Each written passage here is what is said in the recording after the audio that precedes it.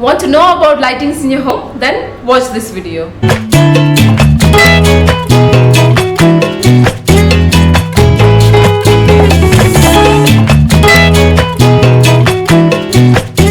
Hello and namaste. Welcome back to our channel Interior Design Nepal. My name is Sandipa Tamang. I am an interior designer and today we are here to talk about lightings in our home. If you are new to our channel, then make sure to subscribe to our channel and hit the like button.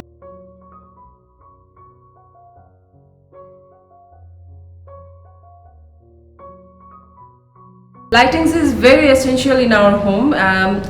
Most of the times natural plus artificial lightings are used. So, I would like to say a few words about natural lights. जो हामी डिजाइनर्सहरुले चाहिँ maximum जति सकिन्छ natural light चाहिँ use गर्ने गर्दछौं हाम्रो डिजाइनमा in terms of energy, in terms of costing पनि हामीलाई थोरै पर्न जान्छ प्लस हाम्रो कस्टमर्सहरुलाई क्लाइन्टहरुलाई पनि थोरै पर्न जाने हुनेको भएर चाहिँ हामीले फ्रीली अवेलेबल नेचुरल लाइट चाहिँ म्याक्सिमम युटिलाइजेसन गर्ने गर्दछौं एन्ड आज चाहिँ हामी आर्टिफिशियल लाइटिङ्सको बारेमा कुरा गर्न गइरहेको छौं आर्टिफिशियल लाइटिङ्सहरु कसरी युज हुन्छ के युज हुन्छ कस्तो कस्तो युज हुन्छ त हजुरहरुलाई लिटल नलेज त छँदै छ होला तर त्यसलाई चाहिँ हामीले कसरी युटिलाइज गर्न सक्छौं भन्ने र के पोइन्ट्सहरु चाहिँ तपाईहरुले याद गर्नुपर्छ लाइट्स राख्ने बेलामा भनेर चाहिँ आज हामी डिस्कस गर्दै छौं so let's get started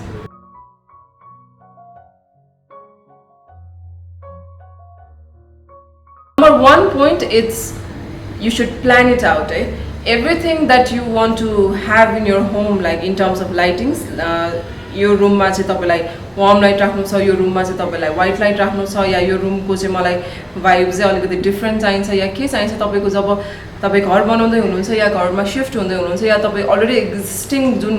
room या घर छ त्यसलाई नै मोडिफाई गर्न चाहनुहुन्छ रेनोभेट गर्न चाहनुहुन्छ भने तपाईहरु फर्स्टमा चाहिँ planning it does not only apply in our field but then everywhere नै फर्स्टमा हामीलाई प्लानिङ एकदमै नै नेसेसरी छ सो फर्स्टमा चाहिँ हामी प्लानिङबाट नै स्टार्ट गर्छौं लिभिङ रूममा यस्तो भाइब दिने बेडरूममा यो टाइपको लाइट्सहरु ठीक होला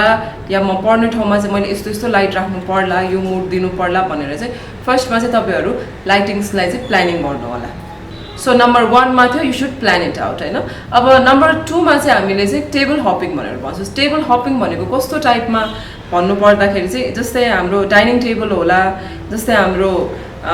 स्टडी टेबल होला या टेबल मात्र नभइकन कुनै पनि एउटा ठाउँलाई चाहिँ तपाईले अलिकति सेन्ट्रलाइज गरेर एउटा ड्रप गरिदिनुहुन्छ जुन लाइट्स त्यसलाई चाहिँ टेबल लाइटिङ भनेर भन्छौं हामीले कुनै पनि एउटा साइडमा चाहिँ तपाईहरुले लाइटलाई चाहिँ ड्रप गरिदिनु होला सो त्यो हिसाबले पनि तपाईको अलिकति लाइटिङ्समा चाहिँ अलिकति डिफरेन्शिएट आउँछ तपाईको भाइबमा डिफरेन्शिएट आउने भएको कारणले चाहिँ टेबल हपिङ पनि गर्दाखेरि हुने एउटा पोइन्ट हो so number 2 was table hopping so number 3 मा चाहिँ we have you should always consider your ceiling height your room ko height चाहिँ तपाईहरुले एकदमै कन्सिडर गर्नुपर्छ कति ठुलो छ नर्मली हाम्रो घरहरु 9 फिट देखि 10 फिट सम्म हुने गरेको हुन्छ तर तपाईको घरको फर एक्जाम्पल एटिक रूम पनि हुन सक्छ अर फर एक्जाम्पल डुप्लेक्सहरु हुन सक्छ हैन तपाईहरुको कस्तो टाइपको घर हो कति हाइट छ त्यो अनुसारले पनि तपाईहरुले लाइट्स राख्नको लागि चाहिँ ध्यान पुर्याउनु पर्ने हुन्छ Number 3 was you should consider your ceiling or room height. Number 4 ma चाहिँ I suggest you should get your own style. कोही मान्छेहरु अलि रेट्रो फिलिङ्स को काइन्ड अफ ले लाइट्सहरु मन पराउनु हुन्छ कोही कसैलाई मोडर्न लाइट्सहरु मन पर्ला कसैलाई ट्रेडिसनल मन पर्ला क्लासिकल मन पर्ला हैन तर कस्तो टाइपको लाइट्सहरु चाहिँ तपाईहरुलाई मन पर्छ त्यही भएर आफ्नो know your style first and then you should apply it in the lighting fixtures as well. Number 4 was get your own style. अब number 5 मा चाहिँ you should light up the staircase. हाम्रो घरमा obviously staircase हरु त भइ नै हाल्छ सो त्यो एक्स्ट्रा स्पेसलाई त्यो एक्स्ट्रा ठाउँलाई चाहिँ तपाईले अलिकति डिजाइन एलिमेन्ट्स दिन चाहनुहुन्छ भने डिजाइन एलिमेन्ट्स दिनु भइ नै हुन्छ or else तपाईले staircase मा चाहिँ लाइटिङ्सहरु चाहिँ राख्नु जरुरी नै छ प्लस एज अ डिजाइनको रूपमा पनि तपाईले सानोतिनो LED लाइट्सहरु एड गरिदिन सक्नुहुन्छ so you can have your proper घरमा चाहिँ राम्रो लाइटिङ सिस्टमको लागि इभन कमन एरियाहरुमा पनि अलिकति लाइटिङ्सहरु चाहिँ तपाईहरुले एड गरिदिनु भयो भने राम्रो हुन्छ सो नम्बर 5 मा थियो हाम्रो light up your staircase number 6 मा चाहिँ बी डेकोरेटिभ मैले अघि पनि भनिराखेको गेट योर ओन स्टाइल भनेर सो बी डेकोरेटिभको टपिकमा चाहिँ म के भन्न चाहन्छु भन्दाखेरि तपाईहरुले लाइटिङ फिक्चर्सहरु एकदमै डिफरेन्ट टाइप्स अफ लाइटिङ फिक्चर्सहरु पाइन्छ बजारमा we should not only have to go with the एकदमै पुरानो डिजाइन्सहरु या एकदमै नयाँ डिजाइन्सहरु भन्दा नि फंकी काइन्ड अफ को लाइट्सहरु पनि पाउँछ तपाईले ह्याङ्गिङ लाइट्सहरु पेन्डल लाइट्सहरु एकदम डिफरेन्ट टाइप अफ को पाउने पनि हुन सक्छ हैन तपाईहरुलाई इभन सिलिङमा मात्र नभएर टेबल ल्याम्प या फ्लोरको ल्याम्प त्यस्तोहरुमा पनि तपाईहरुले धेरैवटा अप्सन्सहरु पाउनुहुन्छ इभन स्विचहरुमा पनि अहिले त मोड्युलर तपाईको पुरानो डिजाइनको या मोडर्न डिजाइनको भनेर त्यसरी आइराखेको छ ओर तपाईले स्मार्ट स्विचेसहरु पनि राख्न सक्नुहुन्छ सो यो अलिकति आफूले नै अलिकति इनपुट राखेर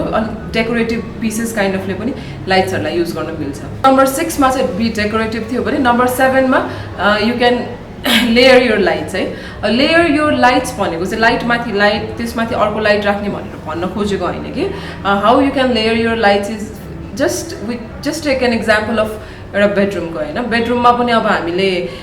वार्म लाइट्सहरु नि युज गरिराखेको हुन सक्छौं या व्हाइट लाइट्सहरु पनि युज गर्नुभयो अब त्यस्तै गरेर बेड साइड टेबलहरुमा तपाईले ह्याङ्गिङ ल्याम्प्सहरु राख्न सक्नुभयो या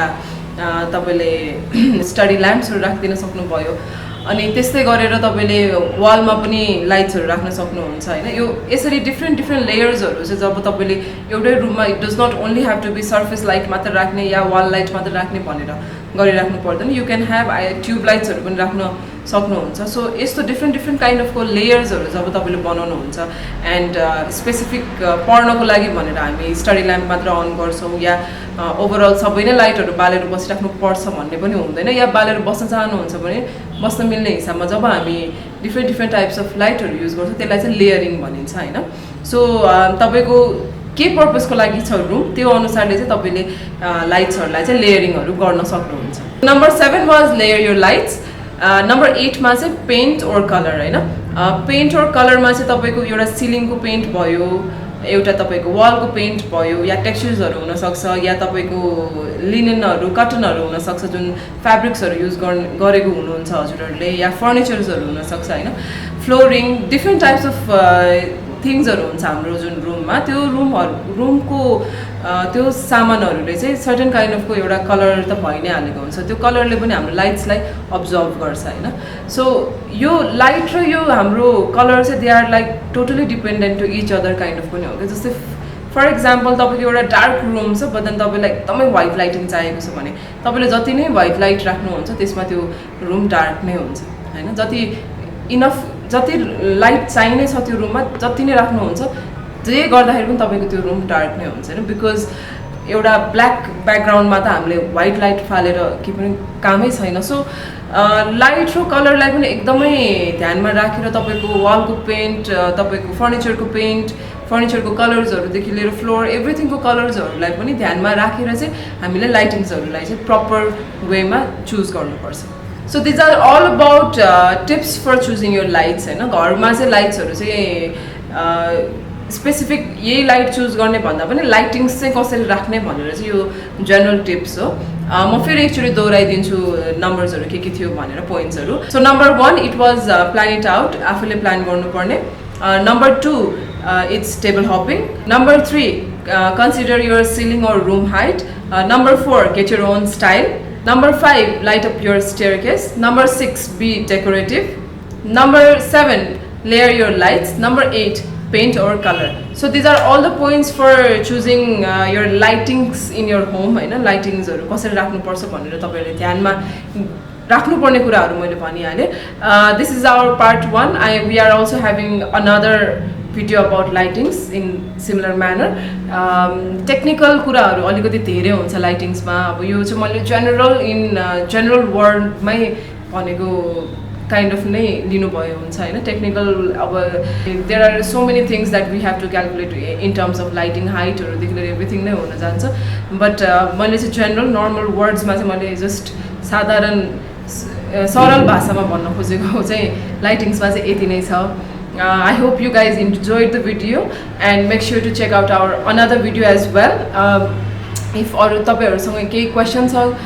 केही क्वेरीज छ भने do drop the comment down below and we are also receiving many messages and comments receive गरिरहेको छ and also at the end एउटा भिडियो म बनाइ नै हाल्छु यो कमेन्ट्सहरुको बारेमा कमेन्ट्सहरु सबै तपाईहरुले आन्सर दिएर म